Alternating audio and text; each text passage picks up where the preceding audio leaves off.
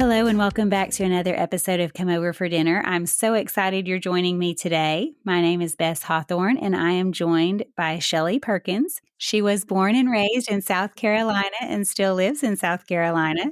She is married with 4 children ranging from ages 11 to 16, whom she homeschools. And we are very excited to hear about her take on hospitality. Welcome, Shelly. Thank you so much. I'm delighted to be here, especially because I love your podcast. Your podcast has encouraged many hospitality opportunities for me. Well, I'm so excited to hear that. Thank you. Tell me a little bit about your experience with hospitality. Well, hospitality in general for me was not something I grew up with. We weren't even really overly familiar with it, especially in the church and particularly on Sundays. This is relatively new. We were not hosters growing up, and we weren't hosted. And so it was later in my adult life that hospitality became less of an idea, something I had heard about or read about, and it became more of an action. And when we started hosting, I just very quickly loved the idea of fellowship in the home, whether on the couch or around a table or outside. I just quickly saw the fruit from inviting people in. And so I have loved it. And I've loved hosting here in Greenville over the last 10 years and being a part of a church that loves hospitality and has really nurtured that for us. That's wonderful. It's exciting that you have found that in your adult life, even if you didn't see it in your home growing up. Do Right. you have people that in your church that you have learned from? I know you said you listen to this podcast, which is wonderful, but what other ways have you learned about hospitality? I do listen to a lot of podcasts. I think there's a motivation internally that just anchors our hearts in the idea of being hospitable that we just have to nurture. So I love books on hospitality. I must mention Sally Clarkson, her Life Giving Home and her Life Giving Table. These are books that I go back to over and over for encouragement. And she knows how to do things simply, and she knows how to make things beautiful, and she knows how to be hospitable to her family. And I love that idea of being hospitable to your family and then opening your doors to others. And then YouTube videos on meal prep are really helpful to me, which is probably why I love podcasts and recipes and how to invite people in and what to make and how to prepare. I mean, these ideas, when people have gone before us and we have the wisdom of others, it can take something that may seem overwhelming and make it something that's really, really enjoyable. And there's so many ways to be hospitable, which is really the beautiful thing about it. That's very true. And we have so many resources at our fingertips. You mentioned books. I'll have to look those up. Those sound wonderful. But also, YouTube is such a good resource. You can find so many amazing ideas For sure. and how to do things. You know, back in the day, if you wanted to learn how to do something, you had to go to the library or maybe hopefully they would address it on a cooking show on TV. But now you can just do a search bar. That's right. How to make, whatever. That's So right. that's very fun. One time I was bored with how I was folding napkins. So I just Googled how to fold napkins or, Absolutely. something different than what I was doing. So I think I watched a YouTube video that showed 10 different ways and I just picked one.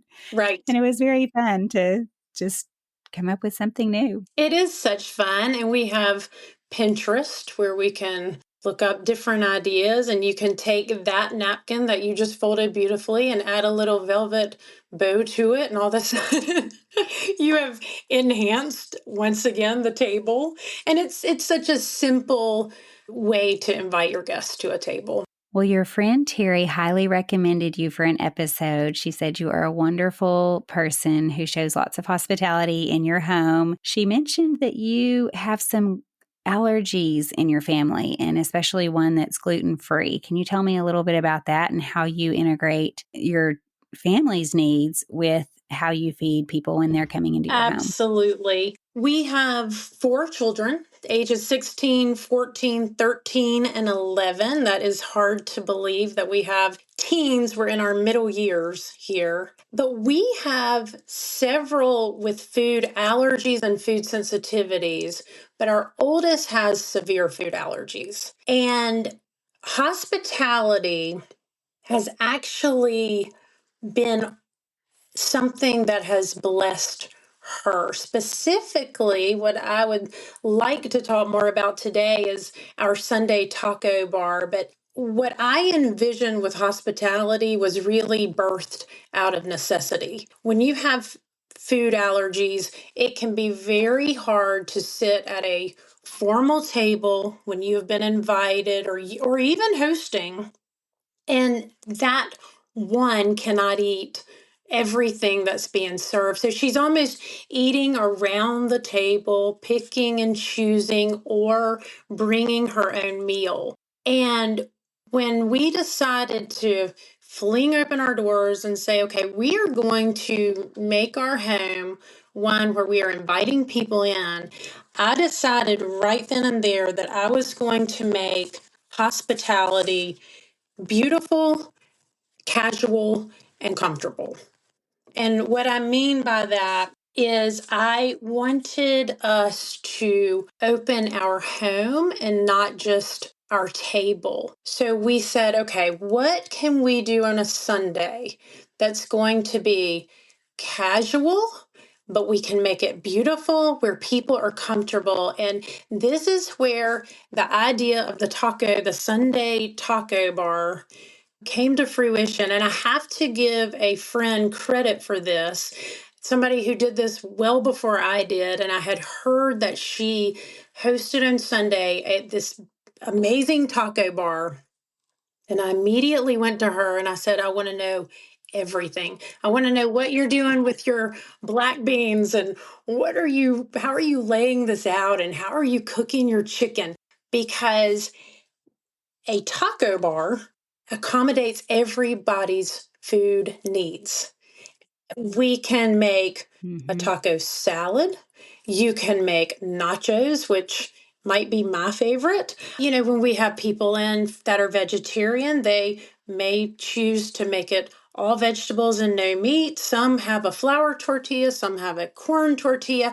And so the one or the several who typically are eating around the table feels very comfortable eating a taco bar because everybody's plates look different. She can make it however she needs to, and it looks like everybody else because nobody's look the same.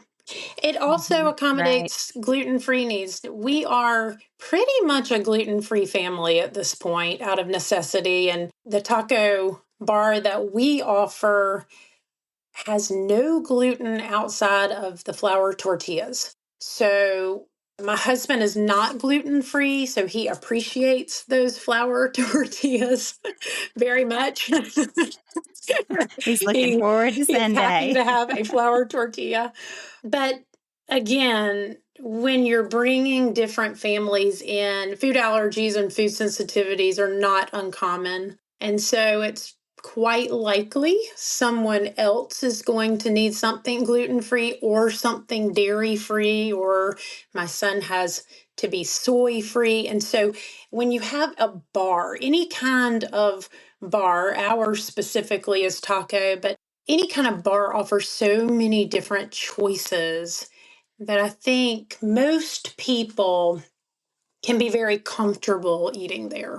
It reminds me of Chipotle, which is a super popular spot for people to go and just create their own whatever. It could be a bowl with rice and beans and no tortilla or chips, or you can get chips, or I'm guessing surely, yeah, you can get tortillas, Absolutely. you can get them wrapped up. So that's just a perfect menu. And if it's on repeat every week, then you know what you're making. It's kind of a no-brainer. It'd be pretty easy to plan and That's prepare right. for, just even having stuff in the pantry all the time and things in the refrigerator all the time. You know, if you had cheese and sour cream, and you could prepare by buying your avocados early so that they're ripe for the guacamole or whatever. You would just get really, really comfortable with it so that it would feel a lot easier than somebody who is just doing it Yes. every now and then. And it's one that your children can help with. Most children can grate cheese or slice tomatoes or jalapenos, or there are plenty of opportunities for children to, even if they can't grate the cheese, they can certainly put the cheese in a bowl. Your little ones can help in that way. So it's accommodating to different ages and food needs. And we also wanted to make it beautiful. Though it is casual, and we can talk about that later. These are some of my shortcuts in making it casual, but it is beautiful. When I look at that bar, and probably at Chipotle too, the colors that we put out are so pretty. We put out the reds and the greens and the yellows, and it just is such a pretty plate once everybody has gone through the line. So I never feel that, you're cheating someone out of the beauty of a Sunday lunch. And I hope this frees someone that's listening that feels that Sunday lunch has to be formal every Sunday. It can be, but it also can be very beautiful in a casual way too. Yes, I agree. Well, you mentioned going to a friend and asking for all of her tips and recipes. So, with this, do you have any recipes like for your beans or for your rice or for your meat? Or do you just do a real general off the top of your head, brown the We ground beef we type do thing? it very, very casually. I will tell you that she will not cook her beans if they are not in bacon grease. And we have adopted that is a That's a good hot tip. tip. Put it in the crock pot with water and some bacon grease. And I will say it does make your black beans exceptional. Do you start with the dried We do. beans or do you We start with canned? we we cook the dried beans. I soak them overnight, and then I will put them in the crock pot Sunday morning, and they just cook while we're at church. So they're ready when we get home, and it just makes it very, very easy. Outside of that, if we make ground beef, it is ground beef with taco seasoning that day, or we'll do chicken and I marinate it. And my marinade is pretty close to what she had made with hers. I know we both use lime juice, and then I add olive oil and taco seasoning, and we cook the meat on Sunday. We have really enjoyed, and I'll insert a tiny asterisk here. This is a summer and spring taco bar for our house because we're a smaller house, and I need people to be able to be outside and to sit outside and to kind of spread out in our home. And so, because the taco bar is so large, it kind of consumes our kitchen area. And so, this is for us more of a seasonal hosting. But we like to cook our chicken or our beef and peppers and onions and heat our tortillas all on our Blackstone griddle. We have the big Blackstone outdoor griddle. We bought it specifically for this. I had never even heard of one before we started this hosting. And we went out and we bought it, and we have never looked back. I have a friend that has one who does breakfast burrito or has made us breakfast burritos on one while Yes. we all sat on a back porch patio table, and it was so delicious, and ever since then, I've wanted one It desperately. is fun. I could see that it would do the same thing for a taco bar. They They're are so fun, much and fun. it is a great place for the men to stand and fellowship while my husband and usually somebody else jumps in to help cook. It again, it makes the whole day feel very casual. We come in from church. Usually they enter in through the backyard because they see him on the Blackstone. And, I look outside and there's a group of men outside already in fellowship. And that's just it has been such fun to have that one, I would say, kitchen tool, but really, I mean, it's the best tool that we have that is not in our kitchen that sits in our outside grass. Yeah, I mean, they can be used for so many things. I mean, I mentioned breakfast burritos. You're talking about a taco bar. You could do fajitas. You can just cook your bacon out there if you wanted to. I mean, it's easy in the oven too, but anything that you want a flat griddle for, hamburgers, you could do all kinds of hosting Absolutely. outside with Yes. that. Do you have a different approach in fall and winter, or do you really just kick up hospitality in spring and summer and let it go during fall and winter, or that type of hospitality in fall and winter? We will host in the fall and the winter, but that is a more formal hosting. We host a Christmas shepherd's meal every Christmas. It's really enjoyable. It's soup and bread and a very simple meal, but it's around our table with candlelight and looks very different than our Sunday taco bar in the summer. In the summer, again, we tried in one season, we tried to do Sundays on Sunday. So we would do ice cream Sundays on Sunday, and that was really fun. But I would say the bulk of our hosting tends to be in the spring and the summer for larger groups. I could see that, especially in South Carolina. I bet you have a pretty long We season do. for spring and summer. Where I am, it's a shorter season, Absolutely. unfortunately. Yeah. But yes, spring and summer last a bit longer in South Right. It Carolina. does. And we can go really through October before we even begin to cool off. Right. Well, that sounds like so much fun. You started to talk a little bit about some time savers or shortcuts. Tell us a little bit about those with this Yes, and menu. I have a few of these, and the top shortcut is, because this is a relatively inexpensive way to serve people, I ask our guests to bring a topping. And so when they come, somebody might bring cheese, somebody else may bring salsa, and no one ever minds it because it's small. Most of this doesn't have to stay in a refrigerator. I mean, you can just bring a jar of salsa. I tell them you can pick it up at the store. If you need to stick it in a cooler, that is fine, but make it simple. Make it very simple. So typically they will bring a topping. We always have a fruit bowl. And so for somebody saying, oh, I want to bring more than just salsa, I'll say, okay, well, do you mind bringing a fruit bowl? No one ever minds that. I always set out my serving dishes the night before with a small sheet of paper, and each one labeled with what food item I am going to put in each one. For example, I will literally write out jalapenos for that bowl just so we can move quickly when I get in from church. We get home from church and we're about 12 minutes from our church. And so as soon as it lets out, people have been at our door before we have made it home.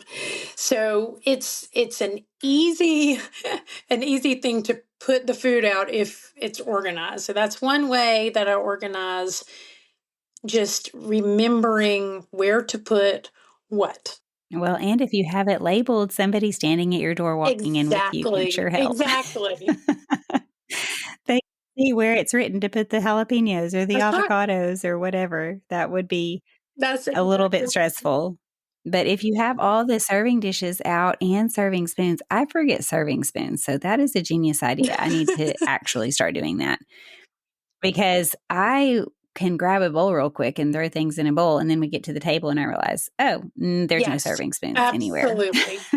Or maybe half the dishes have serving spoons.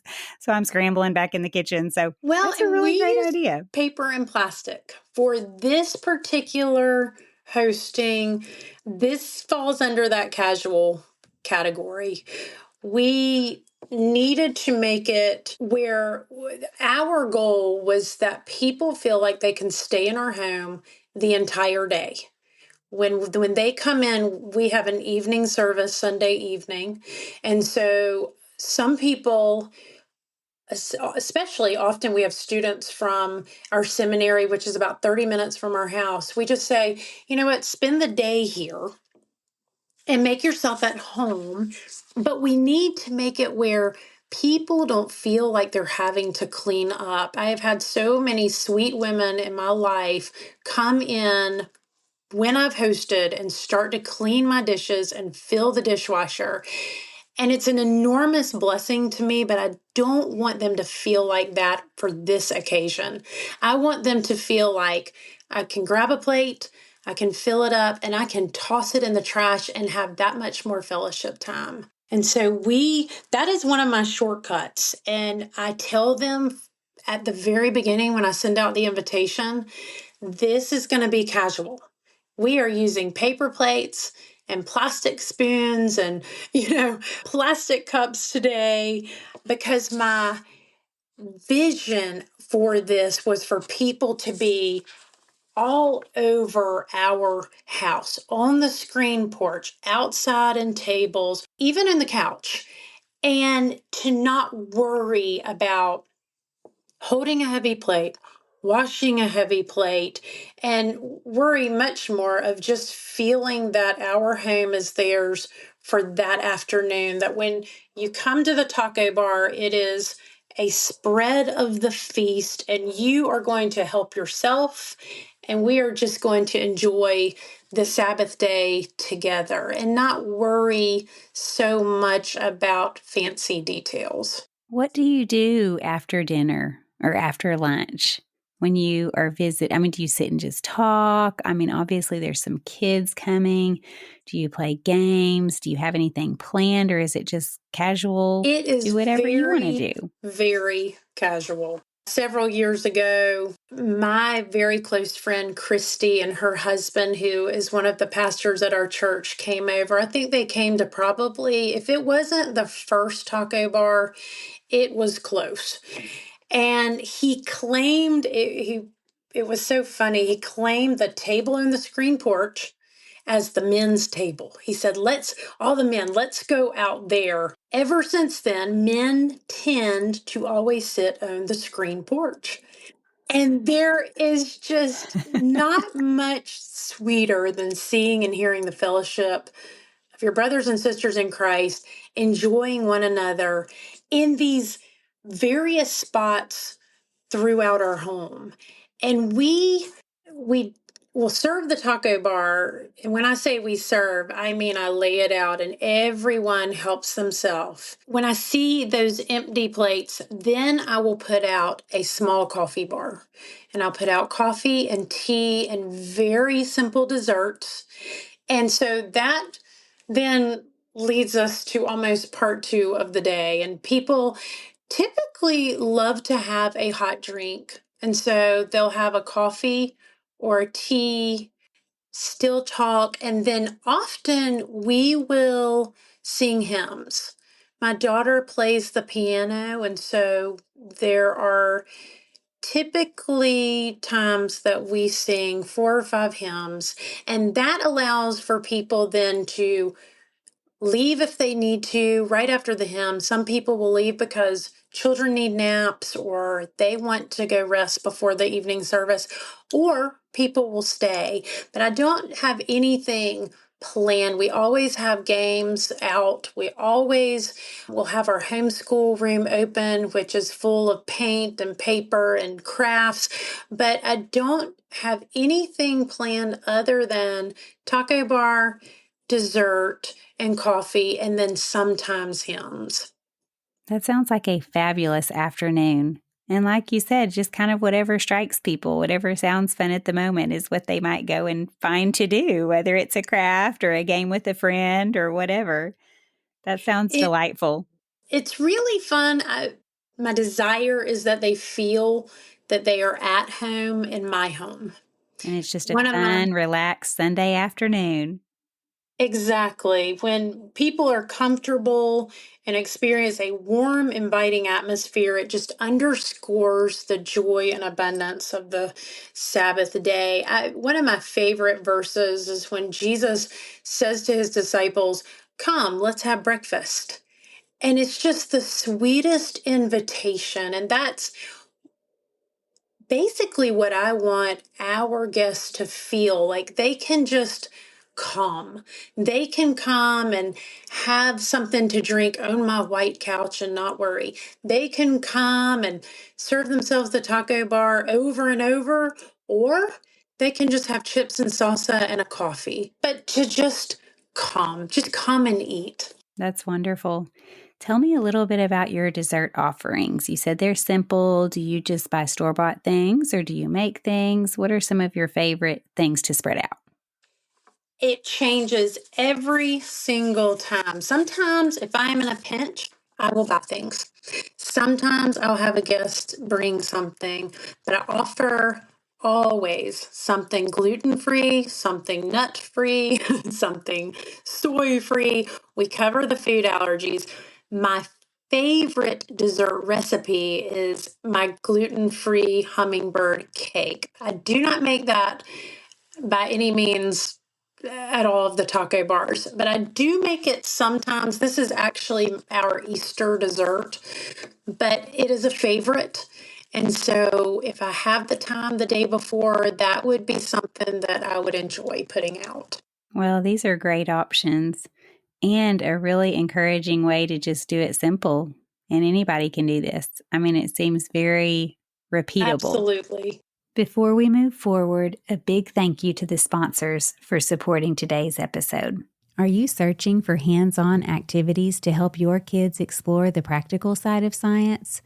Look no further than your kitchen.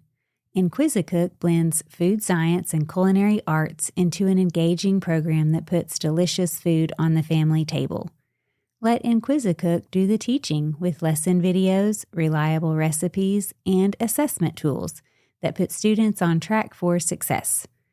Their online platform is easy to navigate and optimized for mobile, so the learning experience can move from the classroom to the kitchen without a hitch. Inquisicook turns curious students into intuitive cooks, not just recipe followers.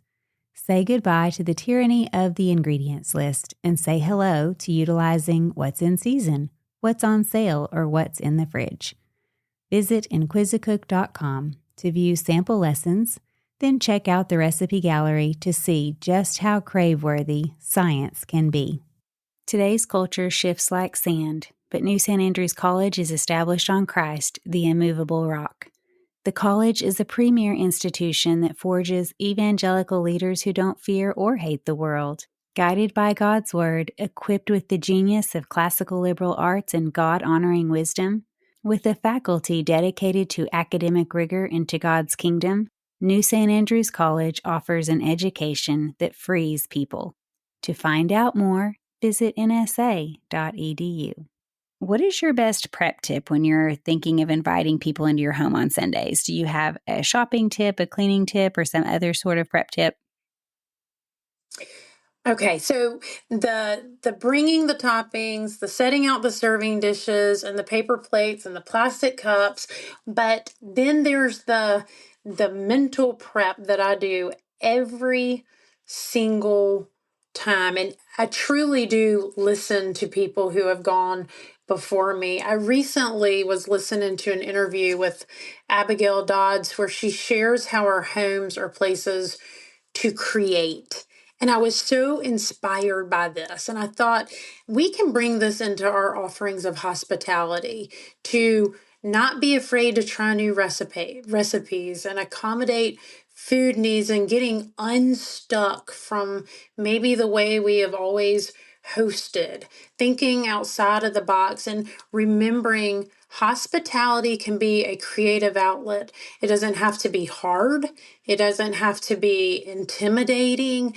And when she talked about our homes being creative, I thought the creativity comes from the food, how you set your table, who you invite, the conversations that gets started. For a long time, I have used a phrase in my home that has become a joke with our kids. I will say, just do the thing. And we said, I'm going to write a book, and I've got to be on chapter 312 by now of just do the thing. And they And know we use exactly what you mean. yeah, just do the thing.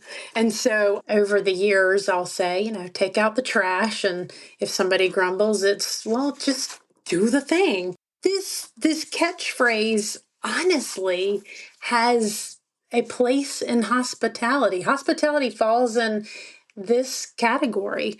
As believers in Christ, we're commanded, we're charged with being hospitable, and we can do it big, we can do it small, simple, cute.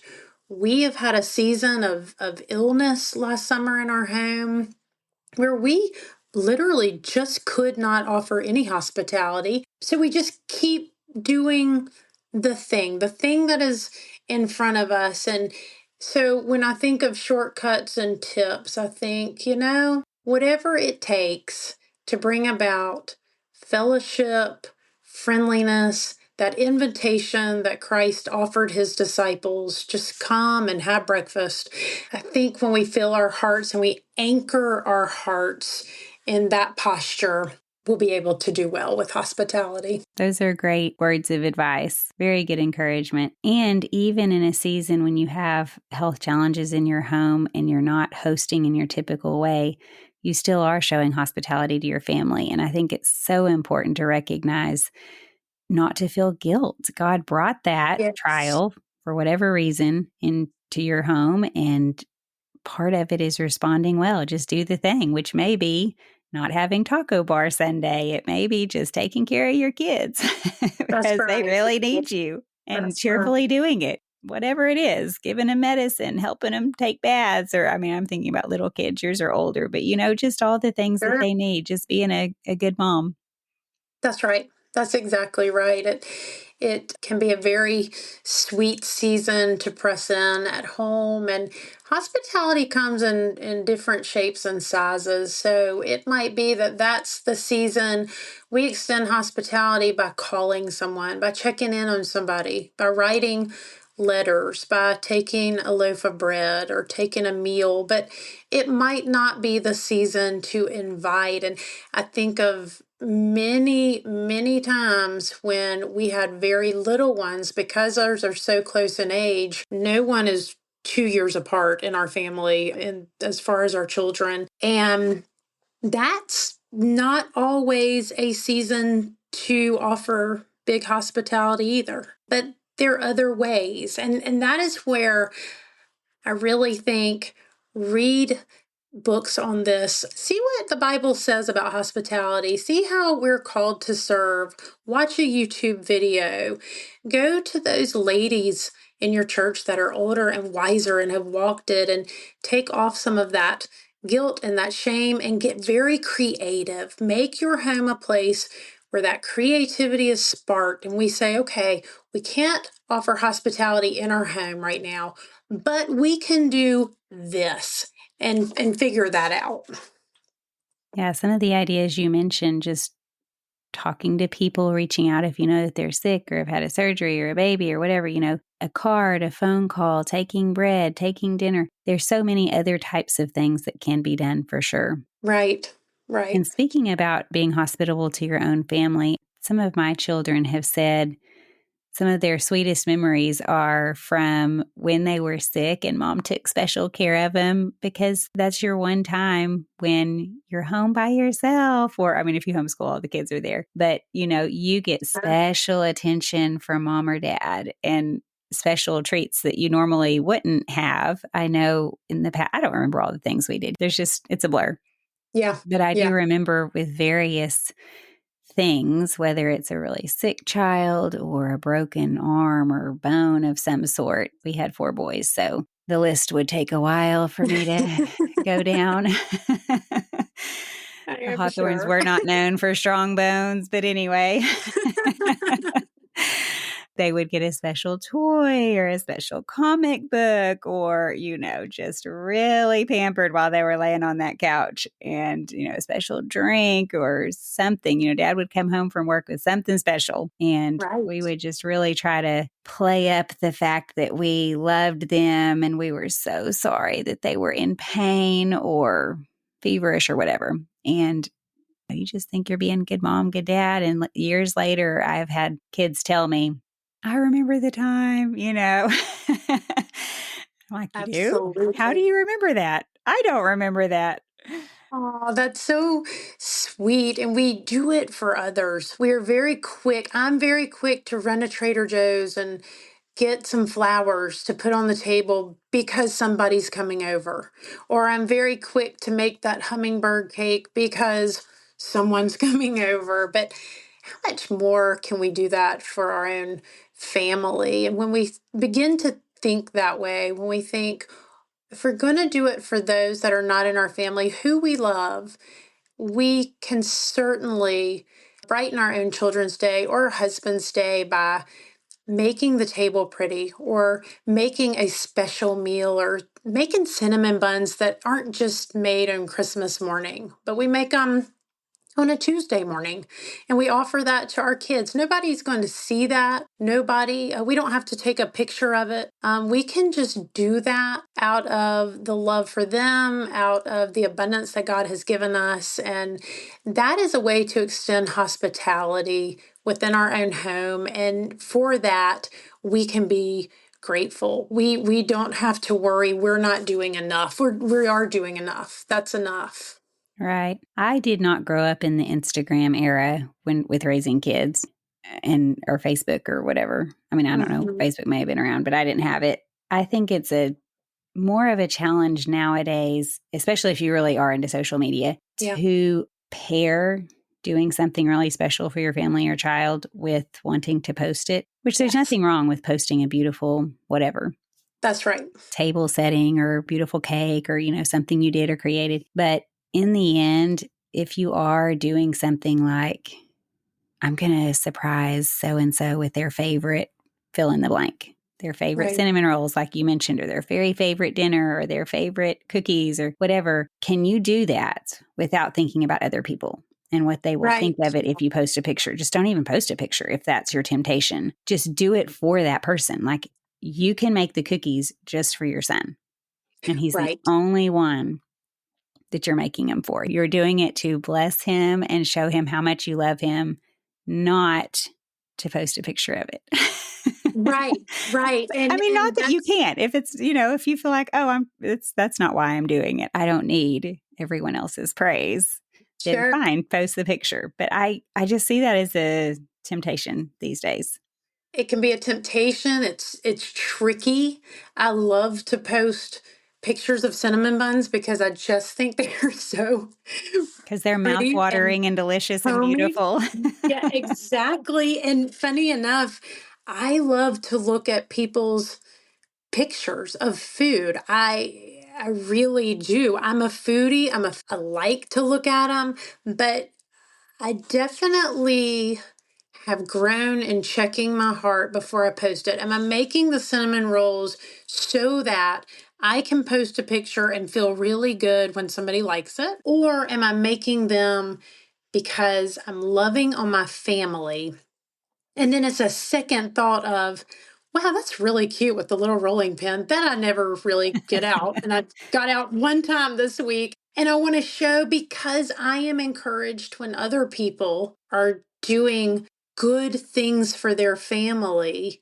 And so I want to be an encouragement to them. It always goes back to the heart. What is our heart posture with any of this, really? With any kind of hospitality for your family and otherwise, what is our heart? Are we doing it for praise? Are we doing it to become popular? Are we doing it so that, we can be known? Or are we doing it because we are creating this beautiful life that's richly anchored in God's word and in his abundance for us? And we are just trying to live out what he has commanded of us.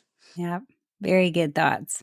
You have touched on this a lot already, but is there any other ways that you would mention that you really think through to make your home welcoming when you're inviting people in? I will tell you the best compliment that I have ever received in regards to hosting.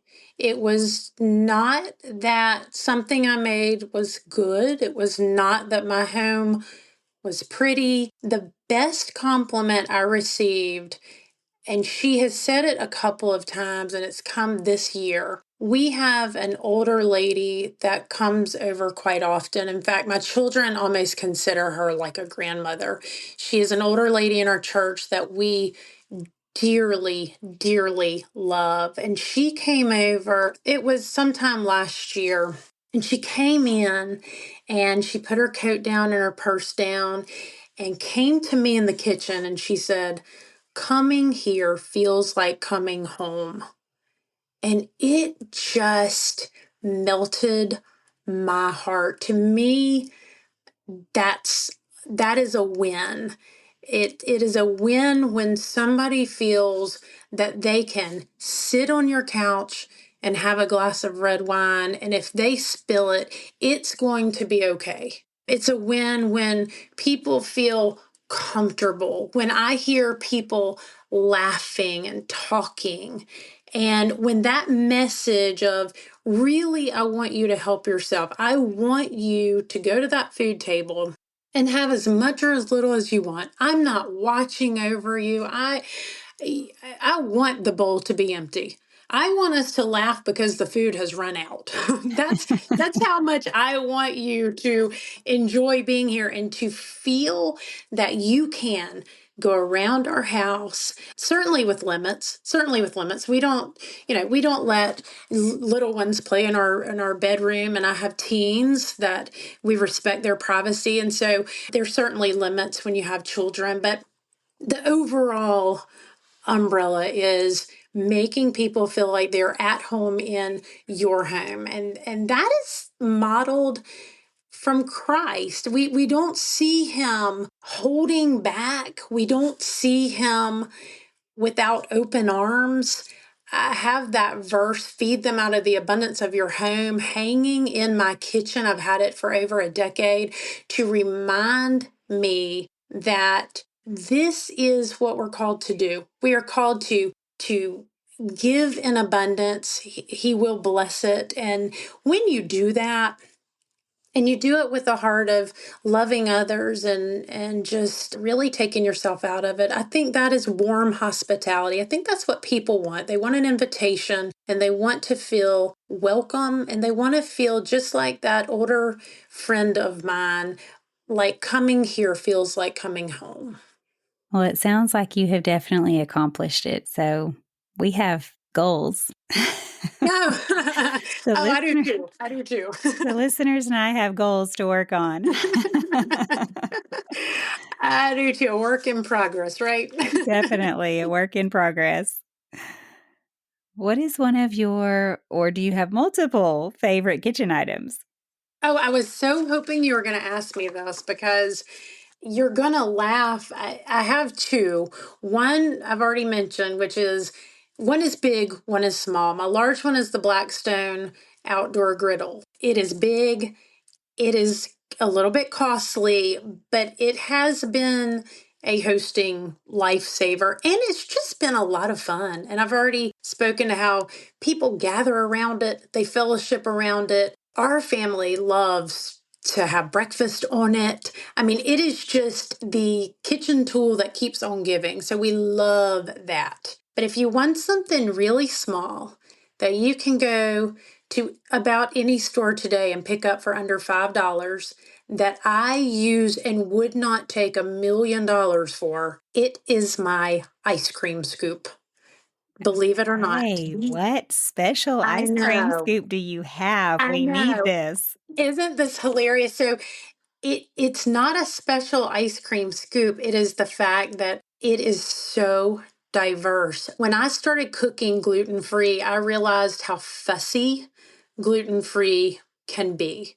It doesn't always hold together. You can't always roll out a gluten-free dough easily. You can't always form a great cookie. So one day, this has been forever ago. I've used this forever. I mean, one day I just took an ice cream scoop and I started scooping out cookies, scooping out muffins. I have a breakfast cookie recipe that, uses sausage and cheese, and it's a savory breakfast cookie, and it will not form with my hands. But when I take it and I scoop it with an ice cream scoop and put it into a muffin tin, it comes out perfectly. I thought of this question and I just had to laugh. And my children asked me, what is going to be your favorite kitchen item? And I said, it's the ice cream scoop. Did you mention what brand it is? I could not tell you. It is just one of those. I bought it on Amazon. I think it came in a 3-pack because I have 3 sizes, and it's kind of the spring loaded that Yeah. when you push the handle, it'll pop it out. There's just nothing fancy about it. It was cheap. I bought it on a whim. But if you're going to cook gluten-free, which I know is a lot of what we've talked about, it truly is helpful to be able to scoop out your sausage ball, scoop out a muffin, rather than forming these things with your hands. Right. I Mm-hmm. almost never I know I form things with my hands, but I have Mm-hmm. had I guess it's what you're talking about, the Trigger ice cream scoop.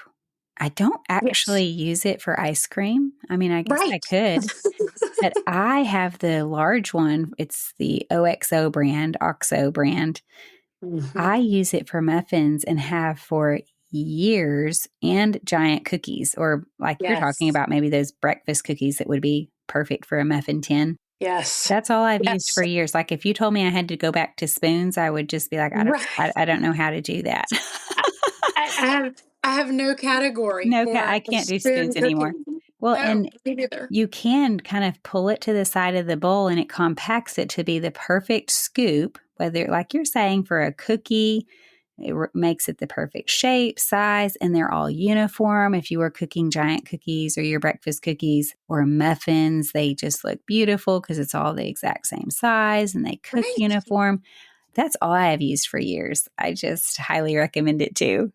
I literally did it tonight before the call. I made chocolate chip cookies. We made a recipe that made far too many. I should have looked at that before. But again, we're using dairy-free butter and gluten-free flour. And this is a fussy recipe. And so sure enough, my second daughter got out the ice cream scoop because she has learned She well. knew what would help. She knew, and she was doing exactly what you're saying, scraping the side of the bowl. It packs in, and every cookie is exactly the same size. It's a beautiful tool.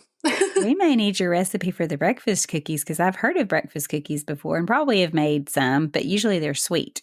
And so Okay. a Yeah. savory one, that sounds delicious. Savory, and you can Google lots of different ones, but essentially sausage and cheese are kind of the base. Now that we're talking about muffins, I have a high Yeah. recommend, and I'm not sure. I guess I've probably said this on here before. If not, I have no idea how I could have gone this long and not said something. If you can find the Reynolds, the same company that makes foil, if you can Mhm. find the Reynolds foil muffin cups, they might be just called baking cups. I don't think they're called cupcake liners Mm. or whatever, but they're Mhm. foil, and there is nowhere on the packaging that actually tells you how to use them. So you can Google it, but I've just used them for years, like, I don't know, 30 years. So I just know that in between each foil is a paper. And so Okay. I have seen people put the foil with the paper, as they line, they're putting the foil with the paper. That will not work at all. That'll just ruin everything. You have to discard the paper. The paper is just in between the foil to keep them separated. So you do not use the paper at all. And it's confusing because other muffin or other cupcake liners, baking cups that you Yeah. buy are paper, So you think you're supposed to use the paper, but the Right. paper that are coated, it's coated paper, some kind of nonstick. I don't know, Mm, which I don't even prefer. I do not prefer those. The foil, I right. prefer so much more. Yeah. You line your muffin tin with, or your cupcake tin, or whatever you're making, that pan with Yeah.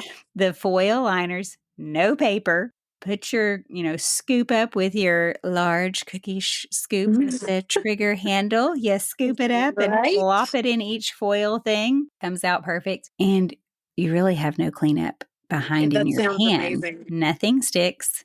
Nothing ever sticks because it just pops right out. The foil is nonstick. Then you can just peel the foil off and it's just all nonstick. It just makes it so easy. Speaking of time savers, that's my hot tip. Sounds fantastic. We've started using the muffin tins that are silicone, I guess, where you can just pop them out. This sounds though better because you have no cleanup at all. No cleanup. Do the silicone tins require a lot of scrubbing? I know they're supposed to be nonstick, but do you have to, like, say you're cooking your egg muffin in there, your eggs and Right. sausage and things? Do you have to really get in the grooves and scrub for a long time, or does it clean up really well? They clean up very easily. Very, very. We bought some at Costco just recently, and they are quite nice. I mean, Okay. I don't have to do really anything. So much that I threw away my metal ones. Oh, interesting. Mhm. Okay. I'll have to Mhm. think about trying some silicone then. Yeah, yeah. If you like, I mean, you've already got a very nice system though with the little aluminum ones. But if you weren't able to get those, silicone might be your next Hmm. best thing. And it would Yeah. keep you from buying little replacement muffin cups all the time. I mean, they're Right. only like $1, but, and then the other Right. thing is, oh, does it create ridges? It might. I mean, when you peel off the wrapper, it has the ridge, and maybe some people don't Oh, prefer the look. I don't know. That's not something, but if you were saying setting it up on a bar and you were picky about right. the look, it would change it a little bit if you had liners. Right. Right. That's true. That's true. Yeah, I do love the silicone, and we scoop things right into it. Hmm. And then they just That wash ice right cream scoop. out. Sounds That's like right. great For sure. recommendation. Do you have a story for us? Anything from all of your years of hosting that you would want to share? When you mentioned a story, I knew exactly what I should share with you. In fact, I shared this with my family and we laughed about it all over again. It's been a little bit. It's been maybe 2 years ago this happened, but it's one of those moments that you cannot forget. We had a wedding shower a while back at our house. And I mentioned earlier, our house is relatively small and it truly is more of a summer, spring hosting house for a large group. And so we had quite a few people that evening. And I was already a little bit concerned that the food may run out. So I was already on edge. And I was watching it closely and making sure we had enough food. I was a little concerned people weren't going to have a place to sit and just a little bit,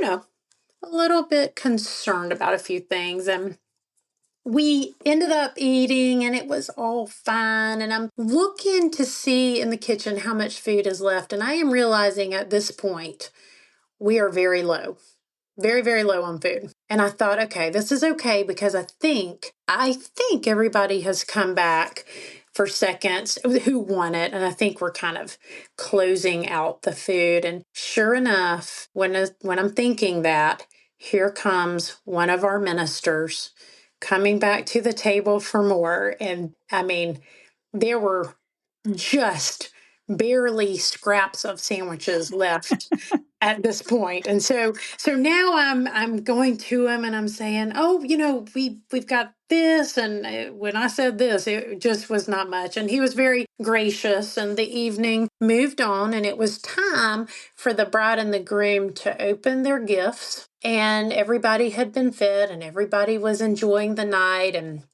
we had then put out the desserts and the coffee. And so now we're kind of in the dessert coffee time and things are getting very quiet because they now are opening their gifts and we're all kind of packed into the den area watching. So I'm feeling at this point much much better about the night, and thought, I just need to kind of let this go, and it's fine. Everybody has been fed. So I thought it's the perfect time for me to go grab a piece of dessert. I had made my favorite pie for this wedding shower. It was a bourbon chocolate pie, which is actually also gluten-free, and it's just really good. And I am not a very big sweet eater, but this is one thing that I really, really like. And I was ready to go get a piece. And so I go and I get a piece, and I walk over. And of course, like I said, there's not much seating at this point, and I'm standing up. And right when I'm about to start eating my pie, one of our elders, it was an older elder in our church, very, very dear man, stops me. He's sitting and I'm standing kind of over him, and he asks me a question, and I'm answering him. And as I'm doing it, I'm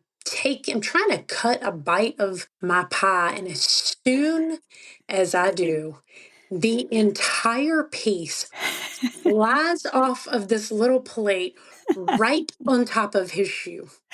And I mean, the whole room is quiet because we're supposed to be watching them open gifts. And I mean, I look up, and this whole shower in my house is, is looking at me. Eyes on And you. yeah, his shoe is covered in chocolate bourbon pie. And it was kind of like the old movie where the music just stops playing, you know, and everything freezes.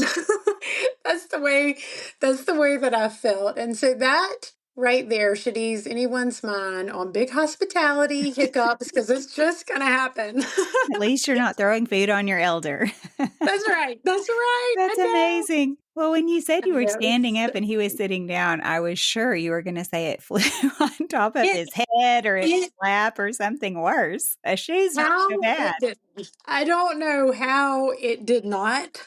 I am very thankful it only shot a few inches, because it was just like the pie was on just a plate of oil. I mean, it just Those flew. little plates can be super slippery, especially China. You know, the real For sure. fancy ones, they can be For sure. so slick. I don't know what it is about them. Some kind of, I mean, it's not a coating, but just something they're made out of is just slippery. Very. And a gluten-free pie crust, which normally can be pretty crumbly. This one was just so fussy. I couldn't even cut into it. So it was so funny. It's just a memorable night on all accounts. And it goes to show you we should not feel tense during our hosting, because once again, with the casual and the wanting people to feel like they're at home, isn't this just telling of how we are at home? I mean, messes are going to happen. Things are going to get spilled, things are going to get broken, and at the end of the night, it's okay. We had a really, really fun time laughing about that for quite a while. Absolutely. What was his response? Did he have a reaction? Just as kind-hearted as he would always be. I was so thankful for the grace that he extended to me. I wondered if he said something like, well, thank you for the pie. I know, right? He probably did. I think I've put that out of my mind, and I just remember You just remember the many. horror and shock of it all. Yeah, there were many napkins coming to his shoe. I'll tell you that. That's pretty great. Well, that's a funny story and one you don't want repeated, but like you said, that's life and it repeats often in our normal lives. So if you're inviting people into your normal life, just expect That's right. it. That's right. That's exactly right. Well, thank you so much, Shelly, for joining me today. It's been so fun to hear all of your stories and advice, your words of encouragement. I know the listeners will learn so much from it. I know I have. So thank you for coming on. Thank you so much for having me. Been really fun. Until next time, bye for now. Bye. I have a quick addendum. Doesn't that sound better than me saying I was wrong? I have highly recommended the foil cupcake liners from Reynolds. I like them better than paper. I always use them for cupcakes and muffins, and they just peel off really easily. But I actually did learn when I made the individual ham or sausage casseroles that I recommend in this episode. I think Shelly calls them breakfast cookies or something, or kind of savory breakfast bites. Anyway, she didn't have a specific recipe, but so I put a couple on my website that I have made before, and I happened to make them again this weekend. And I realized that the foil is not nonstick foil, which I also highly recommend. Nonstick foil is amazing. So if anyone at Reynolds is listening, you need to make nonstick foil cups, and then all problems would be solved. But in the meantime, those of you that are using the foil cup liners, if you are going to put egg in there, and these little individual casseroles are egg based, it's egg and ham and cheese and other delicious things, or egg and sausage and cheese. Anyway, if you use these, you are going to have to spray them just like you would your muffin tin, or I'm not sure about silicone molds if you have to spray those or if those are just super nonstick. But I highly recommend spraying them or they will stick with egg. Everything else I don't spray. Back to the nonstick foil, it is so good when you need it. Most of the time I use regular foil, but if you have never tried the nonstick foil, you really should pick it up when you're making something that will stick even to foil, and it is a lifesaver. I buy it in bulk through Sam's Club. I'm sure Costco has it too, and only use it when I really need it, and so it lasts forever. So consider that too. Happy cooking this week. You can find me on Instagram and Facebook. Just search Come Over for Dinner. I host fun giveaways for my listeners, let you know about upcoming episodes, and more. ComeOverForDinner.com is the spot to go for all recipes and product recommendations.